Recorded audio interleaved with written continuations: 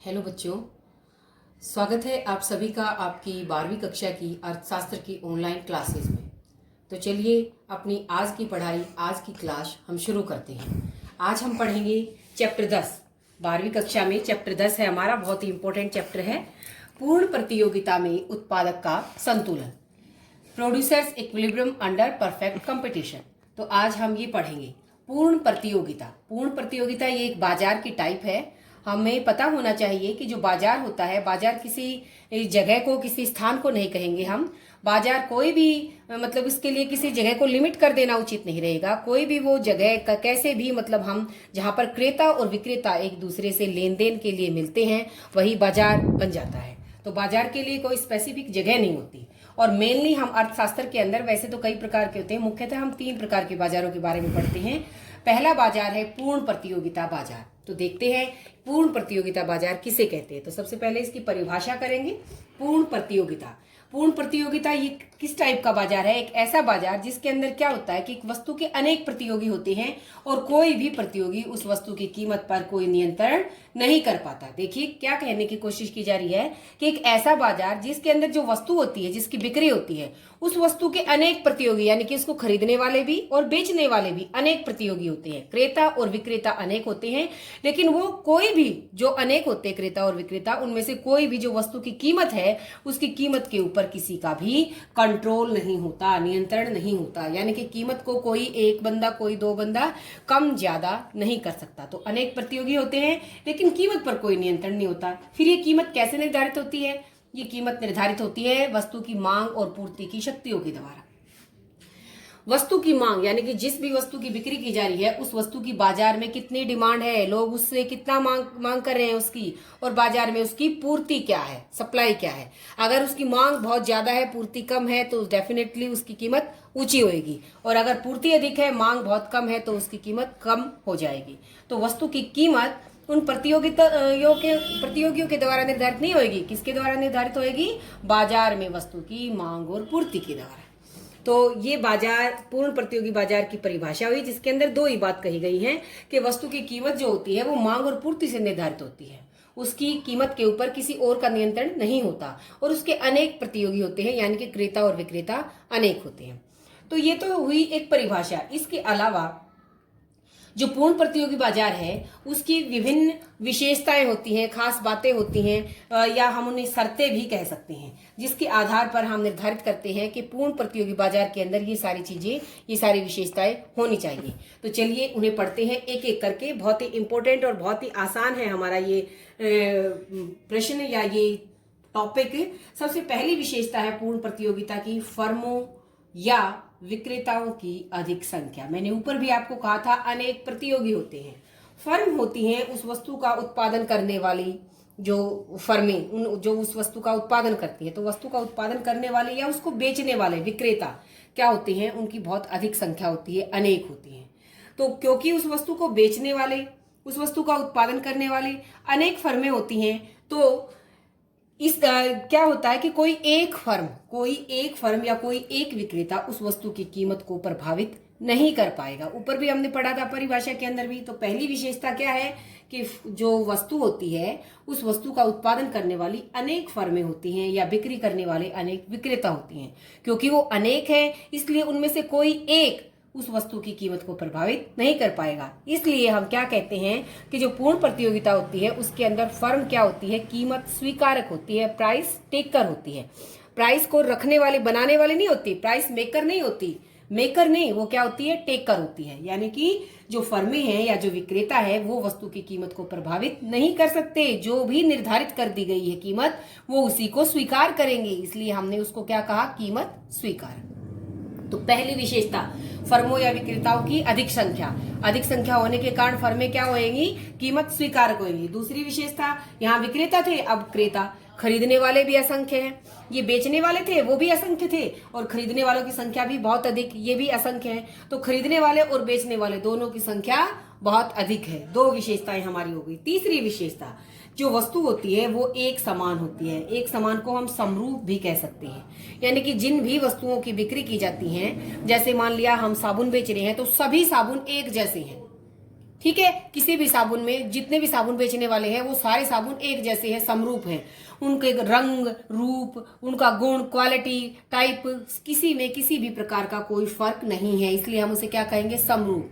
अगर कोई जूता बनाने वाला है तो सबके जूते एक जैसे हैं, तो सबके जूते एक जैसे हैं, उनको खरीदने वाले भी अनेक हैं, उनको बेचने वाले भी अनेक हैं। तो इस तरह से आप समझ सकते हैं कि जब एक वस्तु सबके पास बिल्कुल एक जैसी है और उसको खरीदने वाले भी बहुत सारे हैं और उसको बेचने वाले भी बहुत सारे हैं, तो वो क्या होएगा, वो जो कीमतें हैं उनको वो कम ज्यादा नहीं कर पाएंगे। क्योंकि अगर कोई एक कीमत को कम करेगा, तो उसे क्या होएगा, नुकसान होएगा। क्योंकि जब उसे पता है कि खरीदने वाले असंख्य है, उसका माल इतने में ही बिक जाएगा जो कीमत है, तो वो अपनी कीमत को कम क्यों करेगा। और अगर कोई कीमत को बढ़ाना चाहेगा तो सबको पता है कीमत बढ़ाने के बाद कोई उसको खरीदेगा ही क्यों, क्योंकि उसको दूसरी जगह से उसे वैसी ही चीज उसी कम कीमत पर मिल रही है। तो ना तो कोई कीमत को बढ़ाएगा ना कोई कीमत को घटाएगा। कीमत को घटाने से उन्हें नुकसान होगा, कीमत को बढ़ाने से भी उन्हें नुकसान होगा। इसलिए फर्में क्या होती हैं, कीमत स्वीकारक होती हैं, वो कीमत को प्रभावित नहीं करती। तो 3 विशेषताएं हमने पढ़ ली हैं।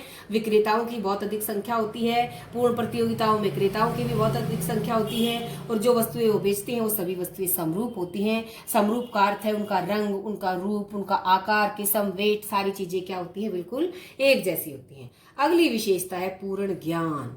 ये जो विशेषताएं हैं हम इन्हें एजम्पशंस भी मान सकते हैं, मान्यताएं भी कह सकते हैं कि भाई ये सारी चीजें पूरी होनी चाहिए, तभी हम उसे पूर्ण प्रतियोगी बाजार कहेंगे।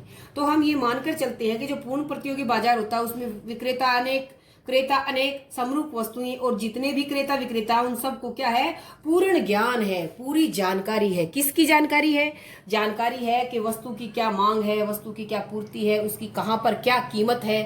ठीक है। तो इन सारी चीजों का ज्ञान होने के कारण ही तो हम कीमत को ऊपर ज्यादा नहीं कर पाएंगे, क्योंकि अगर किसी ने कीमत घटा ली और किसी को पता चल गया तो वो वहां से उसको खरीदेंगे। ठीक है। किसी ने बढ़ा ली तो क्या मानकर चलते हैं कि भाई सभी विक्रेताओं को और सभी क्रेताओं को बाजार का पूरा पूरा ज्ञान है, उसे जानकारी है। ये चीज थोड़ी सी हमें अवास्तविक लगेगी, ये है भी मान्यता अवास्तविक ही, लेकिन हम पूर्ण प्रतियोगी बाजार के अंदर ये मानकर चलते हैं कि वही बाजार जिसमें क्रेताओं विक्रेताओं को पूरा ज्ञान हो, समरूप वस्तुएं हो, क्रेता विक्रेता असंख्य हो, वही हमारा पूर्ण प्रतियोगी बाजार कहलाएगा। अब अगली विशेषता है फर्मों का स्वतंत्र प्रवेश व छोड़ना। फर्मों का स्वतंत्र प्रवेश, स्वतंत्र यानी कि उनके ऊपर कोई कंट्रोल नहीं है। कोई भी फर्म जो जिसको ये लगता है कि इस उद्योग के अंदर, इस काम के अंदर, इस वस्तु के उत्पादन के अंदर उसे लाभ हो सकता है, तो वो उस उद्योग के अंदर आ सकती है, वो उसे ज्वाइन कर सकती है, वो काम शुरू कर सकती है। और अगर किसी को ये लग रहा है कि उसे नुकसान हो रहा है, घाटा हो रहा है, तो वो फर्म उद्योग को छोड़कर जा भी सकती है। यानी कि फर्मों के ऊपर किसी भी प्रकार का कोई कंट्रोल नहीं है। तो 5वीं विशेषता क्या कहती है कि फर्में स्वतंत्र हैं, आने के लिए भी जाने के लिए भी, प्रवेश और छोड़ना दोनों के लिए क्या है, स्वतंत्र है। नेक्स्ट विशेषता नंबर 6 पर आती है स्वतंत्र निर्णय। जैसे हमने ऊपर पढ़ा, उनको ये स्वतंत्रता है आने की और जाने की, इसके अलावा उनको निर्णय लेने की, डिसीजन लेने का भी स्वतंत्रता है। क्या डिसीजन, कौन से डिसीजन, यही कि उनको किस वस्तु का उत्पादन करना है, कितनी मात्रा में करना है, ये सारे लेने के लिए उनके ऊपर किसी प्रकार का कोई प्रतिबंध नहीं होता। प्रतिबंधों का, रुकावटों का अभाव होता है। उत्पादन की मात्रा के लिए, कितनी मात्रा में बिक्री करनी है, क्या कीमत रखनी है, तो इन सारी चीजों का उनके ऊपर कोई भी कंट्रोल नहीं होता, वो ये निर्णय ले सकते हैं। अगली विशेषता है पूर्ण गतिशीलता। पूर्ण गतिशीलता का क्या अर्थ होता है, देखो गतिशीलता का मतलब होता है जिसमें गति हो, जो चलती हो। पूर्ण गतिशीलता का अर्थ क्या हुआ कि भाई हम एक जगह से दूसरी जगह पर हम ये मानकर चलते हैं पूर्ण गतिशीलता के अंदर कि जो तकनीक है वो भी, जो तकनीक भी, साधन भी और श्रम भी, सभी चीजें क्या है, ये पूर्णतः गतिशील है। पूर्णतः गतिशील का अर्थ होता है कि एक देश से दूसरे देश के अंदर जा सकती हैं वस्तुएं, जा सकते हैं श्रमिक। तो ये मान्यता भी हमारी पूर्ण ज्ञान वाली मान्यता की तरह ही कैसी है, अवास्तविक है, लेकिन ये भी वास्तव में, मतलब इस पूर्ण प्रतियोगी बाजार के अंदर हम ये मानकर चलते हैं कि हमारे साधन कैसे हैं, पूर्णतः गतिशील है। वो एक देश से दूसरे देश में, दूसरे देश से अपने देश में आ जा सकते हैं। ये होता है पूर्ण गतिशीलता का। अगली विशेषता है अतिरिक्त यातायात लागत का अभाव। अतिरिक्त यातायात लागत का मतलब क्या होता है कि भाई सामान को ढोने के लिए, एक स्थान से दूसरे स्थान पर लेकर जाने के लिए क्या होता है कि भाई उसका खर्च आता है, लेकिन हम पूर्ण प्रतियोगिता में ये मान कर चलते हैं कि भाई एक सामान को दूसरे स्थान पर ले जाने का और लाने का कोई लागत नहीं आती। तो ये मान्यताएं, कुछ मान्यताएं इसके अंदर अवास्तविक है। जब हम आगे ये पढ़ते हैं, जब हम पूर्ण प्रतियोगिता की आलोचना करते हैं, तब हम ये कहेंगे कि भाई इसकी कुछ मान्यताएं अवास्तविक है, जो वास्तव में नहीं पाई जाती। हमें पता है सबको कि यातायात लागत होती है, लेकिन हम यहाँ पर क्या मानकर चलते हैं पूर्ण प्रतियोगिता के अंदर कि यातायात लागत नहीं होती, शून्य होती है। हम सामान को एक स्थान से दूसरे स्थान पर लेकर जा सकते हैं, उसकी कोई लागत नहीं आएगी।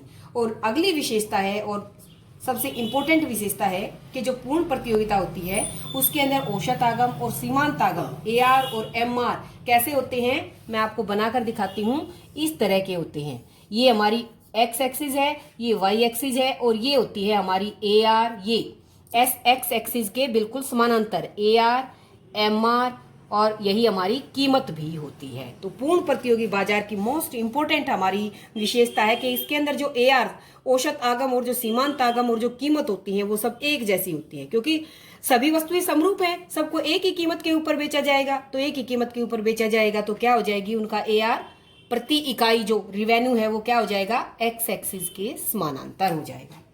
और ये हुई हमारी 9 विशेषताएं। तो पूर्ण प्रतियोगी बाजार किसे कहते हैं, उसकी मुख्य विशेषताएं क्या है, ये सारी विशेषताएं हैं। इसके अलावा एक छोटा सा टॉपिक और आता है कि शुद्ध प्रतियोगिता व पूर्ण प्रतियोगिता। बहुत ही आसान सा टॉपिक है। सबसे पहले हमें ये लर्न करना है कि जो शुद्ध प्रतियोगिता है वो किसने इस कंसेप्ट को दिया है। तो ये कंसेप्ट अर्थशास्त्री है हमारे, ये नाम है उनका चैम्बरलिन। चैम्बरलिन ने शुद्ध प्रतियोगिता की धारणा को दिया है या इसका प्रतिपादन किया है। और शुद्ध प्रतियोगिता होती क्या है, ये बिल्कुल ही आसान है। ये मैंने 2 टिक लगा रखे हैं, 2 विशेषताएं। अगर पूर्ण ज्ञान और पूर्ण गतिशीलता, इन 2 मान्यताओं को हम कट कर दें तो ये पूर्ण प्रतियोगिता ही क्या बन जाएगा, शुद्ध प्रतियोगिता बन जाएगा। यानी कि शुद्ध प्रतियोगिता और पूर्ण प्रतियोगिता एक ही बात है, सिर्फ उसके अंदर क्या नहीं होता, पूर्ण ज्ञान का अभाव होता है और पूर्ण गतिशीलता का अभाव होता है।